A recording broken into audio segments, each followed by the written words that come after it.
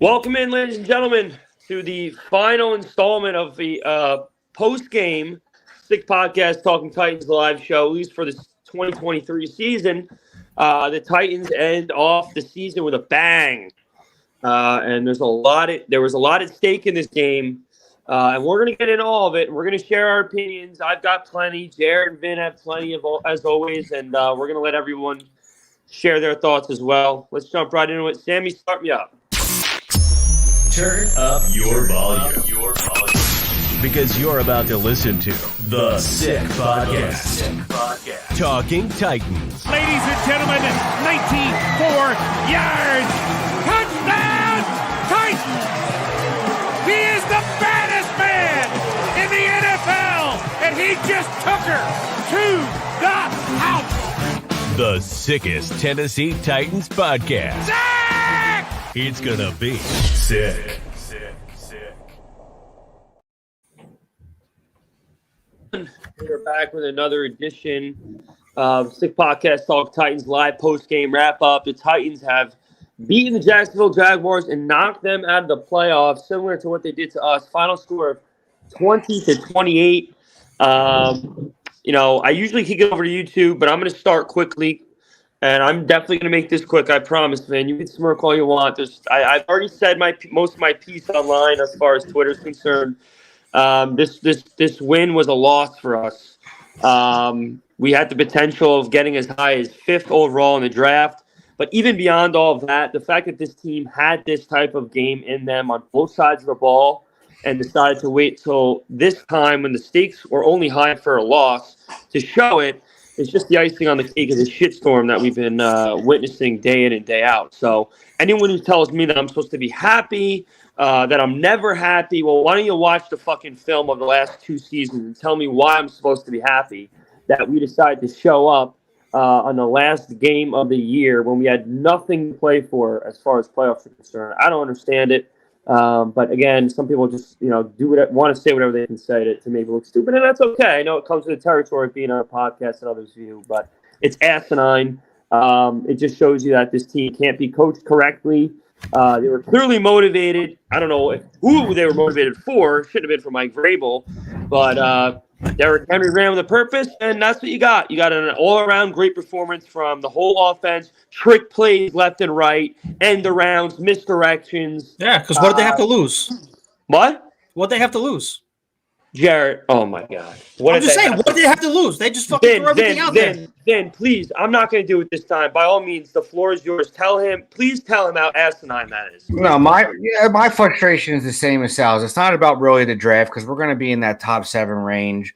My frustration is that where was this all year? We saw it when we watched it together against Cincinnati. Creativity, controlling the line of scrimmage, leading with Henry. We go as he goes. We beat the shit out of them. Even when the score was still close a little bit in the beginning, we felt like we were controlling the game like we were today. The frustration is, where was this all year? Why, if the Colts went 9-8, we 110% could have went 9-8, snuck into the playoffs, made some noise, maybe got our rookie quarterback into the playoffs. Another thing is too, like it's kind of like it's the most typical Titans thing ever, and sometimes this is scary too because now are things going to stay a bit of the same? You know what I mean? Because of this, is there going to be no changes on the coaching staff? Is there going to be more of the same next year? That purgatory that we're living in. So it wasn't about the draft pick. It was about the fact that we looked inspired as all ever today, and we dominated that whole game. We never felt like we were behind. And if we had played like that a few times this year, listen, fellas, I say it all the time. The difference between 6-11 and 11-6 is that much. Okay? It's all about coaching, in my opinion. That's disparity. That's why a team that always looks a little undermanned, like the Pittsburgh Steelers, can are trying to sneak in every year when they always looked a little undermanned. That was us this year. And we didn't even have our best defensive player, mind you, or our best safety we ever had probably in the history of our franchise on our team anymore. Byard's gone, Simmons was hurt, and we played like this. So I feel like if we could have, and we had Tajay Spears more involved like we did in the beginning of the year when we had success with that as well. I mean, if we felt like we would have stuck with that all year, My thing is, if the Colts and Texans were 9-8 and 10-7, there's no reason why we couldn't have been. No. How often did we run on first down today, Vin? Not very much. Not fucking much. Yeah. Look what fucking happens. Yeah, I'm with you, buddy. I agree 100% with you. I said it before the show as a joke. It's not rarely I agree 100% with you. Sometimes it is. I just want to give you the satisfaction. But we'll pass it over to Jarett to see his point of view because he seems like happy that it's over. I'm happy it's over at this than anyone else because your boy Tannehill looked somewhat. I don't care about that. I'm happy it's over. It's done with. We're on to the offseason now. Like, you guys are all fucking upset. We weren't going nowhere with this shit roster. Even you said if you snuck in or whatever, they threw everything out there. They don't give a shit what the three of us talk about on a podcast. They don't care what the outside media talks about them. Oh, the Titans Maybe they fucking should, lose though. this game. They don't, because you know why? They had the fuck you attitude that the Jaguars. Well, where was that all year, man? It doesn't matter. It's a division game. Just think with your head for 1 second. Think. We were winless going into that game in the division for the first time since 1976 or 1986. We were going to go winless in that division. So maybe they just, had more balls today that they wanted to go out. Jarett, we've lost 20 games in the last 2 years. What are you going to do? What, we're supposed to be content with the fact that today they decide to show up? That's bullshit. Our coaching sucks. Our coaching sucks. It's horrible. They didn't play for the coaches today. They wanted to win. That's all. The players wanted to win. It's a division game. Division games are tighter. Obviously, seeing it yesterday with the Colts and Texans, they play each other better. We're more familiar with each other. I guarantee you, if we played Pittsburgh today, we're going to get shithoused. So yeah, because they have coaches. And a better roster. And a better roster. Didn't look that bad today, the roster, Jarett. It's a division game. I'm over it now. And you the guys other six? What about the other six? You're complaining about moving school and everything in the draft and everything. We went from 6 to 7. I'm complaining because no one's going to get fucking fired, and people are mad at me that I'm not jumping up and down like an idiot because we won one fucking game that means nothing.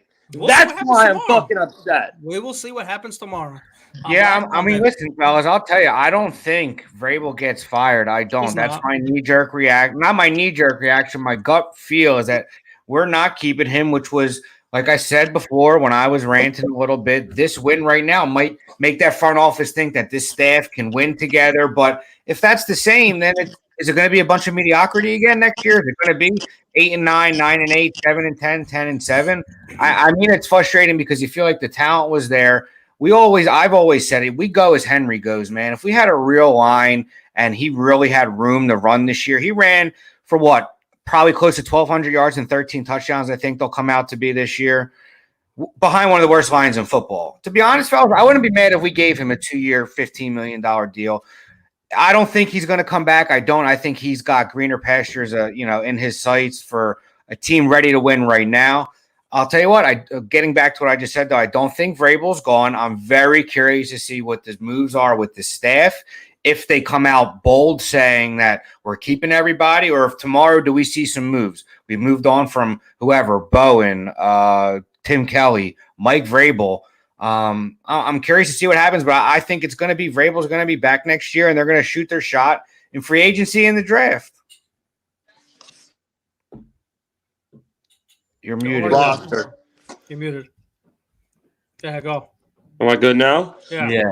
So what's the difference going to be next year? Just the roster? That's it? Yeah, the roster. That'll be different. If the personnel stays the same, so I agree with you. I think the results are going to be the same they've been the last few years. A team that playing at their best can look really good, but at their worst, you're like, what the fuck? This is a whole different team. The only thing we're consistently being good at is being inconsistent, okay? We need more playmakers. We play up and down to the level of our opponents, and we have trouble finishing and making second half adjustments. That's been the point the last 2 years. Even in the second half today, we only scored a touchdown. We only scored one touchdown. We need playmakers, man. And like going back on it, and when you really think about it, sit down and think after this podcast. You may blurt some shit out right now. I may blurt some shit out right now and get criticized for it. But when you think about it, Shane Bowen had to work with a lot of pieces with inside linebacker Jack Gibbons, CMB. Short, man. He was the difference. Of course he was. But we still were number one red zone defense. So that's saying something on this team. We were bend, don't break at times. We were held to 7 one-score games this year. So our defense is pretty solid with him there. Now the playmakers we need playmakers. We need, Otis Reese. I mean, he stepped up big, in the last 3 weeks. I want a big time FU cornerback that is going to get into these and lock people down. We haven't had that since Corbin Finnegan in 08. Okay, we need to pair somebody else with Amani Hooker now that Kevin Byard's not here anymore. Okay, and then we got to focus the whole offseason on the offensive line and surrounding Will Levis with talent. If Derrick Henry leaves and they don't give him a 2-year contract, which I kind of hope they do in agreements with a couple other fans, whatever it is, because if you can have the Gibbs Montgomery type of backfield and that they're both going for 1,000 yards, I don't know if they both went over today. That's great, but you still have to air it out. Okay, you have to, and if they do lean that route and not bring him back, there's guys in the draft that's deep too, with Jonathan Brooks out of Texas, who we could pair very well with Tajay Spears. But I'm telling you right now, this has to be a offensive line driven and then a wide receiver driven offseason. Because I'm sick and tired of the left tackle and the right tackle at the swinging door. But I want to stress again what I am upset at specifically. Okay, I'm not talking about as far as it being a division game, or, whatever the reasoning may be, why things went our way this week. I'm talking about the fact that we were creative with our play calling, the fact that we showed more motivation today than we were doing quick screen throws. We were doing play action, which seemed to be 5 times more than we've been doing all season long. We were pushing motherfuckers over the line to get first downs.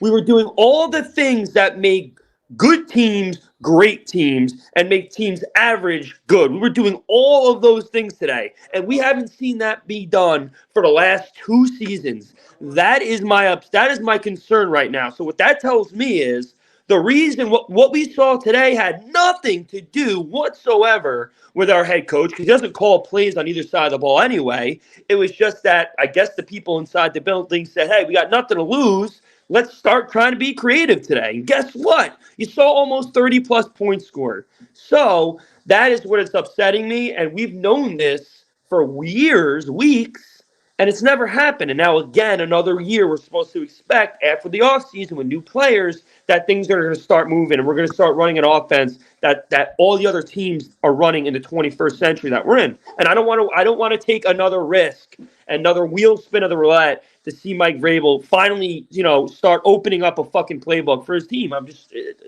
done. I mean, I know. The way to word it is that you feel like you're accepting mediocrity because you're like content with the fact that they look really bad sometimes, but then you get excited and try to forget about the fact they're bad sometimes when they're good. And what you're doing there is accepting the fact that you're mediocre. Sometimes you're good, sometimes you're bad. And when you're mediocre, you want to see some sort of change. And we've failed to see it with the coaching staff, with the roster the last few years. And I understand Sal's frustration. We just express it a little differently, of course. But yeah. I'm with you, buddy. I think it's frustrating. I'm curious to see what happens. I think that Vrabel's going to come back. They're going to give a full season with all this money and this draft capital with him and Carthon. And I think if there's not results early on, Kayla Anderson said it when she was on a month or so ago. She thinks his staff probably stays the same. And if there's not results early on, then you could see, heads turn early. But that's kind of like you're almost making a built-in excuse. You know what I mean? Like, yeah, we're bringing this staff back. And if they're bad again, we'll just fire everybody in week 5. And then what? Then you're really starting over. Then you have a quarterback who's going to be with his second head coach in 2 years.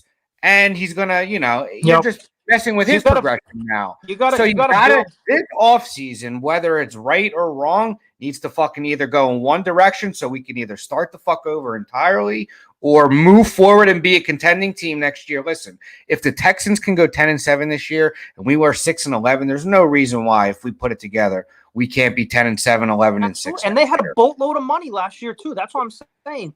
Be optimistic about this draft. We have draft picks. And listen, I'm okay. I don't know about you guys. I'm okay moving on from Treylon Burks, who, again, had 0 targets today. Caleb Farley, another swing and a miss. Get draft capital. We don't have a third-round pick, guys. We have what are we getting for that, Jarett?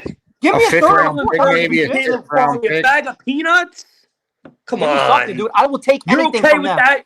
Okay, you're okay with getting rid of players that are literally not producing at all. Okay, well, that's a start. but we need to let some other people go that everyone you thinks need are a, doing you need a good things, serious but they're doing revamp shit. of the roster. You're very weak defensively at the linebacker position, the safety position, the cornerback position. You need that's almost just as important as getting it right biggest thing on the is an offensive offensive line this year. I don't give For a sure. shit. For sure. It's the For biggest sure. And thing. well, guess what? It was our biggest thing last year. Hopkins It got will worse. Hopkins will be back, and you have to think whether to draft a free agency, you're either going to end up with Neighbors, Marvin Harrison Jr., T. Higgins, Michael Pittman, Mike Evans. There's a shit ton of free agents this year. So if you can figure you can get one of them, pair him up with D-Hop.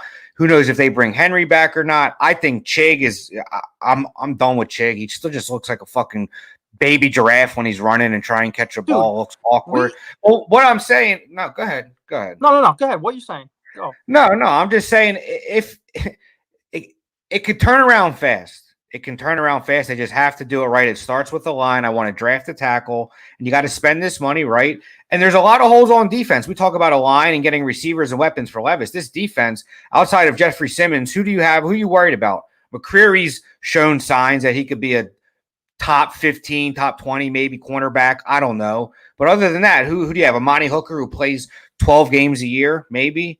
You know, you got a lot of holes. So, they got to get it right.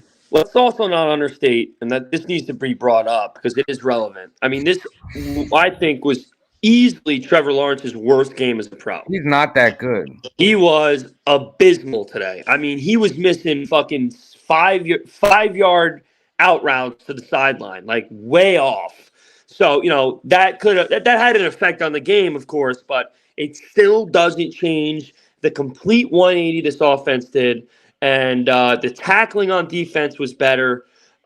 This team was appeared to be coached up to take the Jaguars out of the playoffs, and that's a bad look for me on my end as a fan to know that this was available to us. This kind of it goes beyond just a division game. I mean, again, I'm saying the tackling, the effort.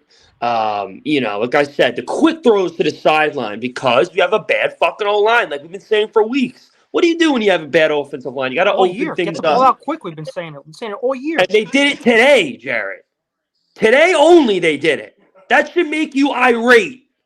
It should make you irate and not give a shit about anything as far as another year, $100 million. No, they basically, in my opinion, this was a slap in our face. Anyone with brain cells knows, oh, wow, look what we did today against a team that was desperate for a victory. We manhandled them.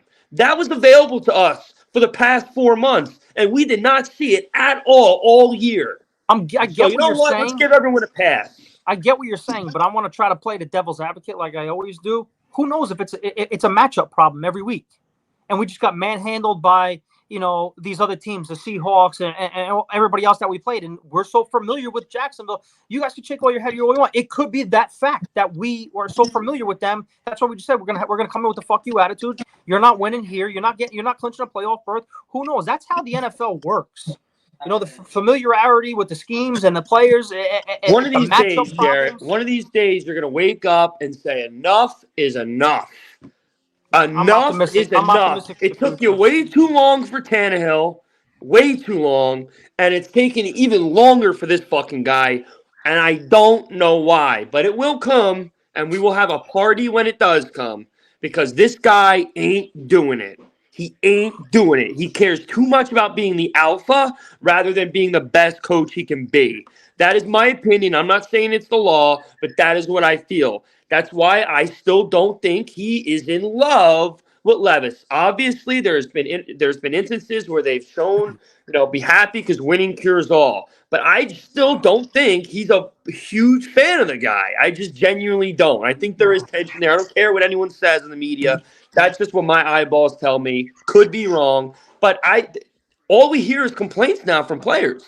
And guess what? Now there's rumors coming around that there's going to be a meeting about the future of Mike Vrabel, the guy that was so set in stone to keep his job. The wheels are already turning. And frankly, I think this win might even hurt him more than it benefits him because Amy and Rand might have the same feelings that I'm having. Like, Why is this shit all happening now when it appears your job might be on the line when it hasn't been happening over the past 24 months? But that's just me. Yeah, listen, I don't think he's going to get fired. If he does, I would not be surprised in the least, but we'll see. We will see. I think Jared's kind of like, he's not over him yet, and I understand. There's parts of me that likes Vrabel too still. I'm not going to lie. The grass ain't always greener. That's what I'm saying. The grass yeah, he's no. Yeah, listen, I there's parts of me that has to respect Vrabel. I mean, he was a part of the culture change, similar to what Campbell did in Detroit. We needed a new face, and he was like Sal says, an alpha who came in and helped change the culture. But sometimes it's time for a new face. I think it's been 6 or 7 years now. This is the third time he's missed the playoffs. There seems to be reluctancy in him taking accountability for a lot of these losses, which is frustrating. He's looked pissy at times. And then you see performances like when we watched together against Cincy and today, and you think to yourself, if you could string this along for a year, why can't you do that? The inconsistency is the most frustration, is where the most frustration lies. And it's, been 2 years of it. So I get it, but I don't think he's going to get fired. I don't. I hope they make a decision quickly. I don't want to be kept in the dark about it. I'm anxious about it, but I don't think he's going to get fired just yet. Yeah. Let me ask you guys a simple question, and I know there's going to be people that roll their eyes when I say it, but it's the truth. Where is this team without Derrick Henry? Oh my God. Where is this team over the past 7 fucking years without Derrick Henry? I'll give you the answer. Nowhere. I don't care about A.J. Brown. A.J. Brown would have still been as talented as he is. But this team is irrelevant without Derrick Henry. Where's this team without Mike Vrabel? Can anyone answer me that question? Oh, that's not fair to say. You don't know, dude. You don't know because we had him and we went to an AFC title game. My point is, who has been more important to the success of this franchise over the past 7 years? Derrick Henry or Mike Vrabel? Of course, Derrick Henry. Derrick Henry's he's probably a top 10 running back of all time. Okay, so if that's the case, if a running back is more important to your franchise success over the 7 years that a fucking coach has been there, then that is a problem. That is a problem. Yeah, I mean, but listen, you're dealing with a player like Derrick Henry, though. I mean, that's going to happen. You know what I mean? Like, he can't help the fact that he's one. No matter where. What about Mike Tomlin? What about Mike Tomlin and Harbaugh and all these guys that all they do is win, no matter who the fuck's playing for them? Sure, what about when the Chargers had LT and they didn't win? Over Vrabel, that Derrick Henry's more What about the Chargers when they had LT and they didn't win? They never got over the hump with one of the greatest running backs of all time. Same shit. Yeah, that proves my point. Same shit. Listen, guys, I don't think he's getting fired. We can argue or blue in the face about who's more important than who. It's all a mood point at this point. I don't, we'll see what happens. I don't think he's getting fired. I don't. This is the most important offseason, like we've been saying. The most important for the team. Yeah, you're going in one direction or the other. Or you could, or you could be stuck in poverty forever, or mediocrity, I should say. We'll see, though. I hope they just come out with an answer fast. There was rumors, then Rossini shot them down. We'll see what happens this week, what happens tomorrow. I'd like to see fucking Miss Amy put something out from herself. You know what I mean? Yeah, but that's like end of the year stuff. Don't get caught up with all that stuff. I mean, that's literally every head coach that's not in the playoffs. It's Black Monday. I'll tell you what, the longer it goes, the longer they hold out and don't say what we're doing, the more uncertain they are. I think the longer they wait, the more likely it is that he's gone. In my opinion, I think if he stays here, it'll be like something said that they're moving forward with Mike Vrabel and yada yada, or they're getting rid of him. But the more there's uncertainty and they say nothing about it, I think it's more likely he's gone.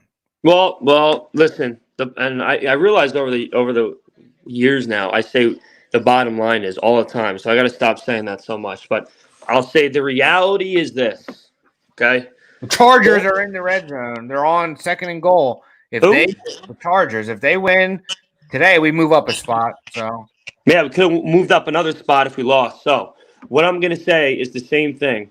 All we've been saying all week. Now the number one thing that we need to do moving forward is protect Will Levis's blind side. Well, fine. Let's play devil's advocate. Joe Alt is going to be the answer to that for the next decade. And this kid is going to get sacked half as much without him there. Well, guess what today did?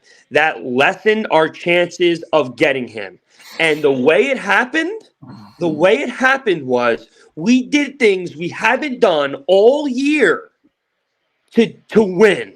To have a lesser chance to get that guy. That is fucking bullshit. There is no reason to be happy at all outside of the Jags not making the playoffs. I'll give you that. I fucking hate the Jags. I hate Lawrence. I hate their fans that have been fans for 10 minutes. I hate them all. But other than that, this win was awful for us. Not good. It's gonna lower our chances to change. And it's going to put us farther away, possibly at maybe a franchise-changing left tackle. So that's all that happened today. So Derrick Henry's last game, he had over 100 yards. Great. I grew old with Derrick Henry. He's going to be an idol of mine until I'm in the ground. But him having a great game and us winning, who gives a fuck? Do you guys want to win a Super Bowl, or do you want to just have Derrick Henry go down as the best running back of all time? Because if it's that, fine. But don't give me some spiel about, it's his last game. We got to win. Do it for Derrick. Who gives a fuck? You think he fucking cares when he cashes his $10 million check this week? I don't think he does that much, at least not as much as us. Obviously, Derrick Henry cares about winning. We know that. All he cares about is working out and treating his body like a temple. But he don't give a fuck that it's his last game and he had 100 yards. He won. This game probably meant nothing to him. No, I think it meant something to him. I do. I think this city means a lot to him. He always was adamant when he became a free agent at first about how he wanted to re-sign here. But that's now we lost Sal. We're losing both. What the fuck's going on in North Jersey, man? Dude, just let me tell you something. My phone's been off half all day.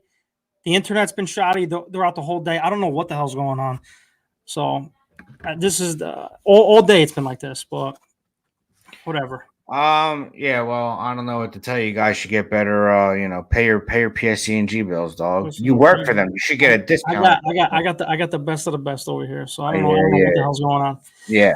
But no. I mean, listen. There we go. We good to go now? Oh, now we shifted. Sal, how's it feel to be on my side?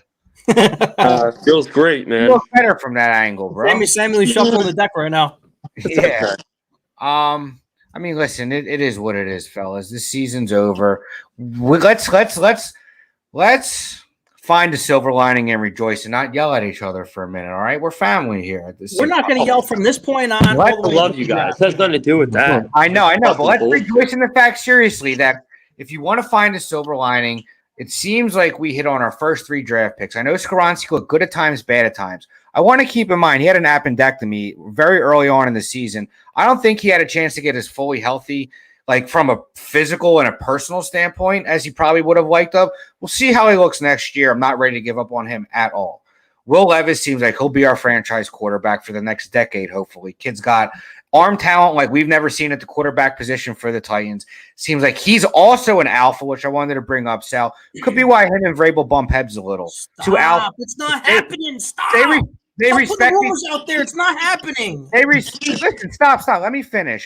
I think they respect each other. I just think they're 2 alphas, and they might bump heads. That being said, that feels good when I talk like this. You guys usually do it. I can see why you like it now. That being said, we found him. We found Tajay Spears in the 3rd round. I think this game was a little poetic that we saw our franchise running back for the last 8 years run the way he did, and then have Tajay Spears run the way he did as well.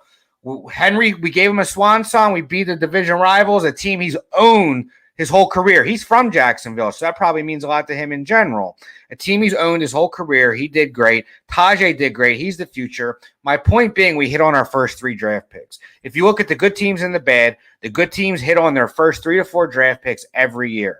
Your 5th, 6th, 7th rounders, your gems, they're hard to come by, but you need to hit on your first 3 picks. It's something we failed to do for a long time with Robinson, and when he did hit on the picks, I mean, we traded A.J. Brown, and then after that, it was just dog shit. Everything. There's certain drafts you have no players left on the team. I think multiple drafts. But I think we're heading in the right direction with Rand Carthon. It's all about whether or not Vrabel is a part of it. I think we're going to get 1 full offseason of it to see what we could do with this 80, 90 million, however much we have, and a top 6, 7 pick. Whether it's alt or the kid from Penn State, or one of these receivers. We'll see. But this offseason is massive because we can become – listen, this was a 2-year hiatus, but we were very successful for 5 years. Last 2 years were very, very frustrating. We could turn it around and make these 2 years forgettable in one offseason if we do it correctly. Just like so, let's rejoice in that fact and okay. Fair enough. Fine. But there's a but. Fine. Vrabel's back next year. Okay. Good. But my hand of fucking God, if we go 2 back-to-back years as an embarrassment in the National Football League, and we don't make any changes at offensive coordinator, at defensive coordinator, maybe I'll give you Bowen if you want to keep him. But Tim Kelly's got to go, man. I don't want to hear it. I don't want to hear we need more unity. I don't disagree. No franchises that are honorable and are winning allow this shit to take place over the past 24 months and make no fucking changes. That is bullshit. And just telling me that firing J-Rob, that's not enough. We fired J-Rob, and we were a bigger joke this year. Because at least we were 7 wins halfway into the season last year. We were a joke from minute 1 until the last minute of the season. We got worse. So there better be more changes coming. That's it. You want to keep your boy Mike? Fine. I want to like him. People out there think like I've been on his ass since the second he stepped in here. I was one of his biggest fucking fans 3 years ago. Go through all my receipts. I've talked his ass up time and time again, just like Ryan Tannehill. So I don't want to hear people tell me all I do is cry and bitch and moan. When these players deserve it, I talk them up like nobody on earth. But when they don't, I'm going to be real.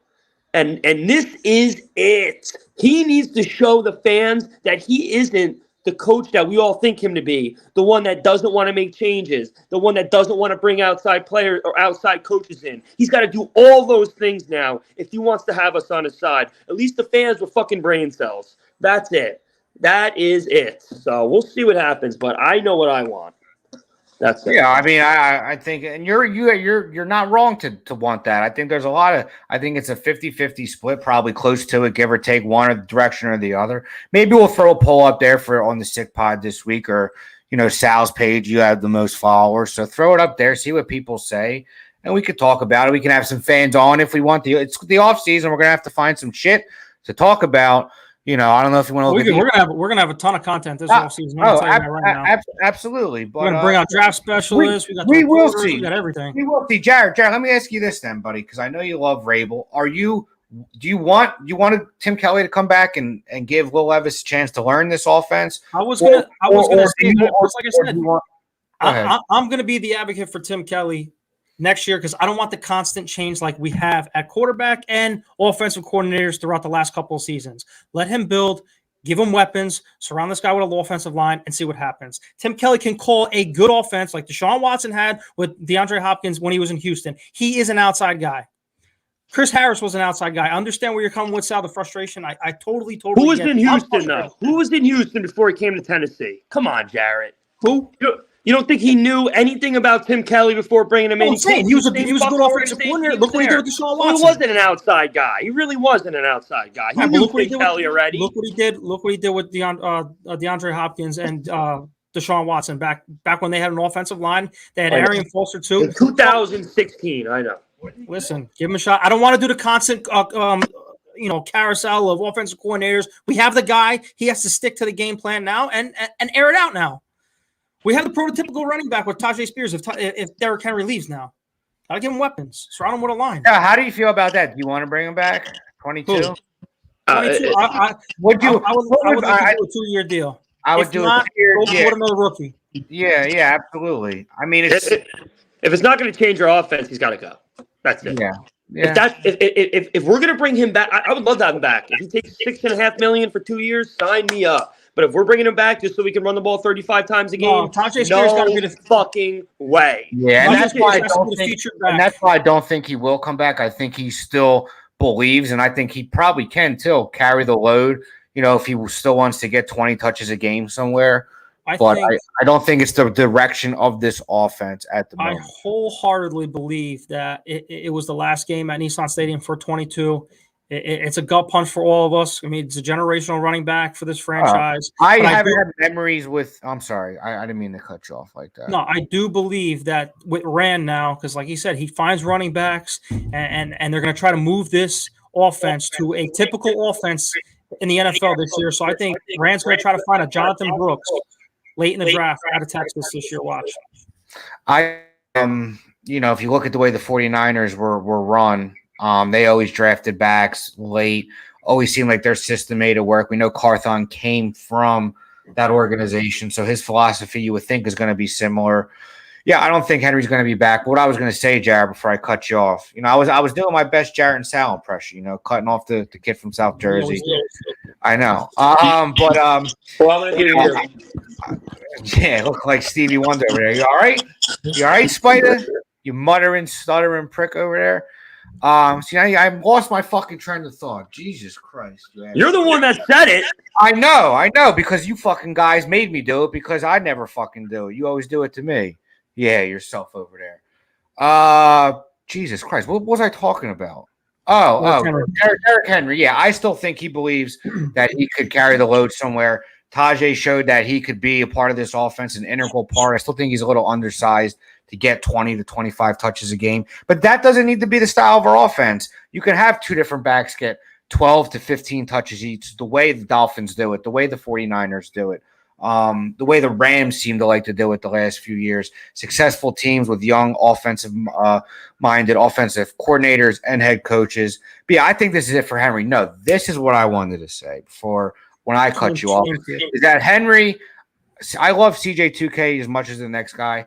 I haven't felt the memories and the nostalgia I felt since Eddie George, the way Derrick Henry made it feel. The memories I had with him, those playoff runs. I know you guys went to the New England game where he balled out. I went to the Baltimore game.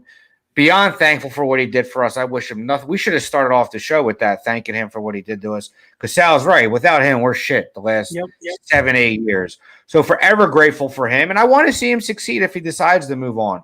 But I still think there's a part of me where if the money's right, they could bring him back. But I don't think he wants to be part of, an offense where he's going to be just a red zone guy and whatnot. I see a contending team like Dallas maybe going after him, a 1-2 punch like with him and Pollard. Add that to their offense. He'd look sick and a star. As long as he doesn't go to the Eagles, But I don't think we resign him is what I'm saying. Yeah, but if he went to Dallas, he'd have the same role with Dallas as he'd have with us. So yeah, I don't know. And listen, the game's different. I don't know if there's going to be a team, maybe besides the Steelers, that like to run the ball and play defense. So who knows? Maybe he will come back. Maybe he really wants to be here on a 1-year, $7-8 million deal. We're gonna have a lot of money to spend, and we'll see. But forever grateful for the memories he provided for me and you and the rest of the Titans, fan base. Yeah, we got to wrap up, fellas. I got to head to work. So, this is going to be our last post-game wrap-up for quite some time. But obviously, we're going to be on throughout the offseason. We got a lot of stuff to check up on. Who knows what kind of news could be coming out of Nashville tomorrow morning, tomorrow afternoon. We'll see.